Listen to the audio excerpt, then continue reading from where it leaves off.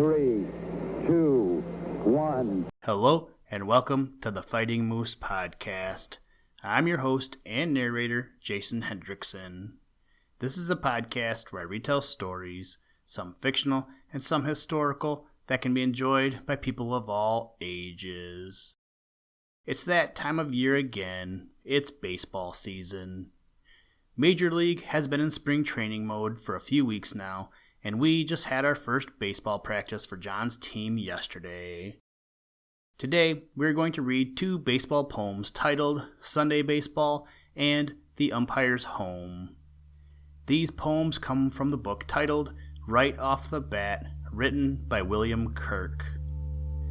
Hopefully, you are ready to go for baseball season, whether you are going to be a participant or an observer or just a fan, and hopefully your team wins the pennant. Now, let's turn to today's story. I hope you enjoy. Let's begin.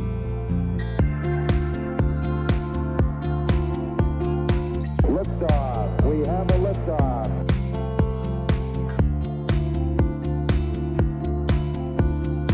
We choose to go to the moon in this decade and do the other things, not because they are easy, but because they are hard.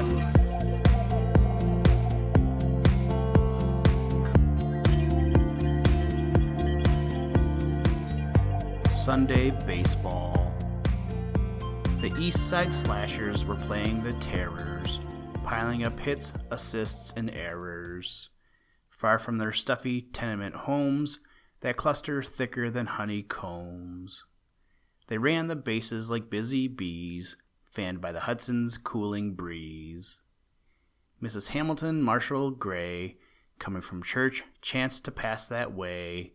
She saw the frolicking urchins there, their shrill cries splitting the Sabbath air. "Mercy," she murmured, "this must stop," then promptly proceeded to call a cop. And the cop swooped down on the luckless boys, stopping their frivolous Sunday joys.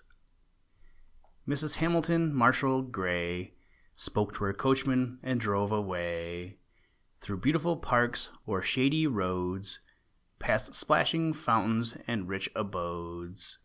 Reaching her home, she was heard to say, "How awful to break the Sabbath day."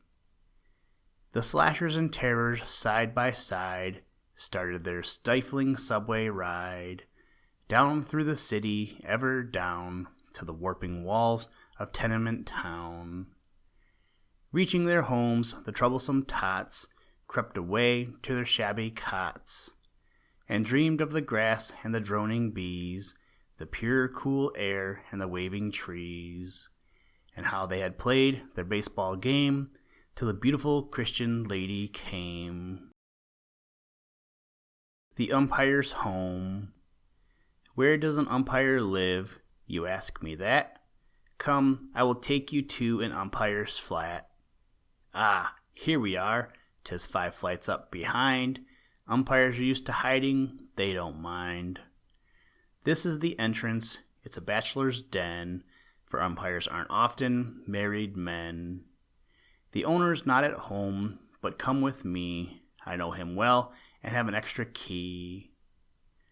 This is the library, note well the books, dingy and dismal like the umpire's looks. Lives of the Martyrs, the Deserted Home, Dante's Inferno, Rise and Fall of Rome, Paradise Lost, The Sinking of the Main, Ballad of Reading Gaul, and Souls in Pain, The Death of Joan of Arc, The Convict's Woe, and all the works of Edgar Allan Poe. This is the dining room, all done in black, with rugs of drab and tapestries of sack. Notice the mottos of the gloomy walls, drink to the countless strikes that I called balls.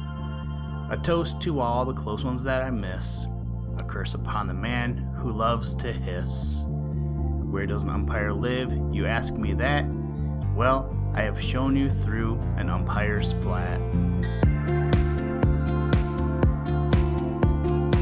Listen, Tranquility Base here. The Eagle has landed. That's one small step for man, one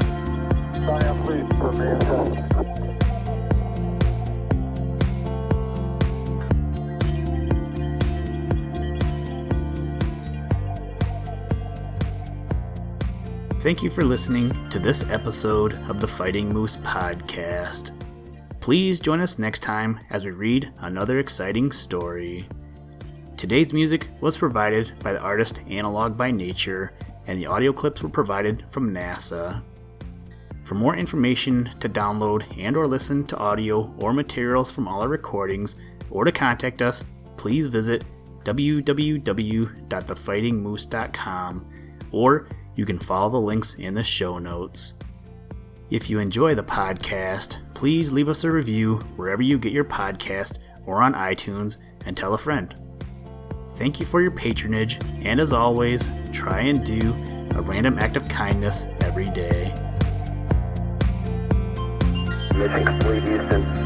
After serving the world for over 30 years, the space shuttle turned its place in history.